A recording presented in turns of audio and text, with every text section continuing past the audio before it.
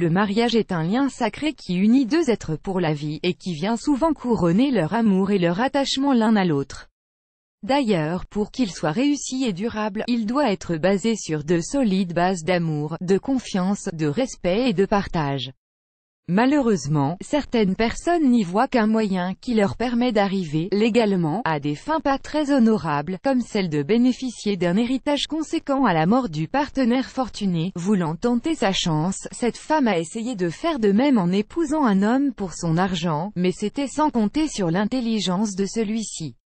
Voici ce qui s'est passé, à la vie, mais pas à la mort. Avertissement: play current time minuit, duration time minuit, remaining time minuit, stream type live loaded, 0% progress, 0% minuit, full screen minuit, mute playback rate, subtitles off, captions off, chapters raters undefined. Marcel en fou était en apparence un homme à l'âge avancé et à la situation financière précaire.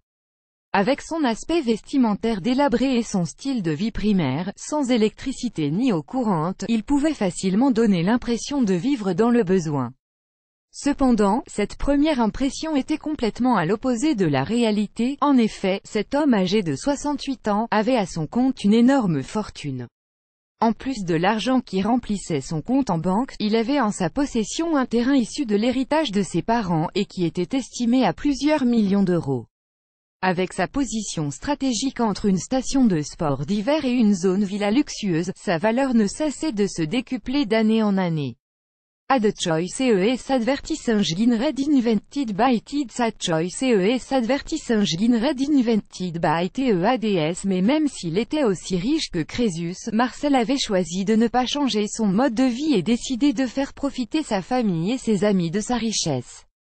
Il a donc construit une maison où logeaient gratuitement des amis et des membres de sa famille. Si vous vous demandez si Marcel avait une épouse ou des enfants, la réponse est non.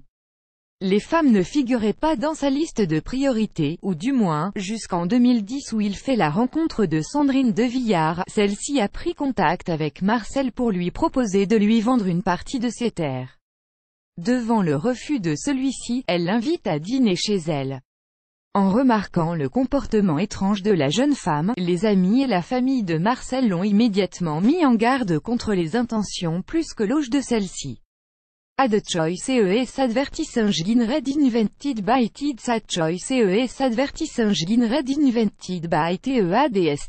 Plus grand que pourtant le vieil homme semblait être entièrement sous le charme de cette femme de 21 ans. Sa cadette est restée de marbre face aux conseils et mise en garde de ses proches. Un an après leur rencontre, le couple décide de passer devant l'autel, à la surprise de tous.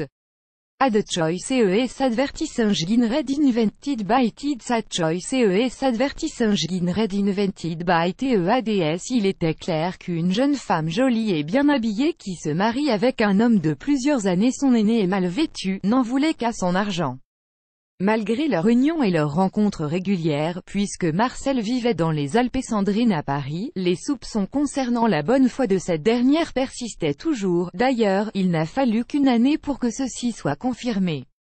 Marcel avait perdu la vie dans un accident de voiture, où il était en compagnie de deux amis de son épouse et qui s'en ont tiré sains et saufs. Malgré ses pleurs et la profonde tristesse qu'elle affichait pendant les funérailles, tous pensaient secrètement qu'elle pouvait être impliquée dans la mort de son époux. Peu de temps après, Sandrine dévoile son vrai visage et décide de jeter amis et famille du défunt hors de la demeure qui lui revenait désormais. Mais c'était sans compter sur la surprise que son chéri lui réservait. Marcel avait tout simplement écrit un testament où il partageait ses biens entre ses amis et sa famille, laissant Sandrine sans le sou. Malgré son âge avancé et tous les manèges usés contre lui, Marcel n'avait pas perdu une once de sa lucidité et de son intelligence. Privée de son butin, Sandrine intente un procès en justice où elle fait valoir que la signature du testament était fausse. 4 ans après, le verdict lui tombe dessus comme un coup de massue. Le testament était bel et bien authentique. Comme dit le fameux dicton, rira bien qui rira le dernier, plus grand que.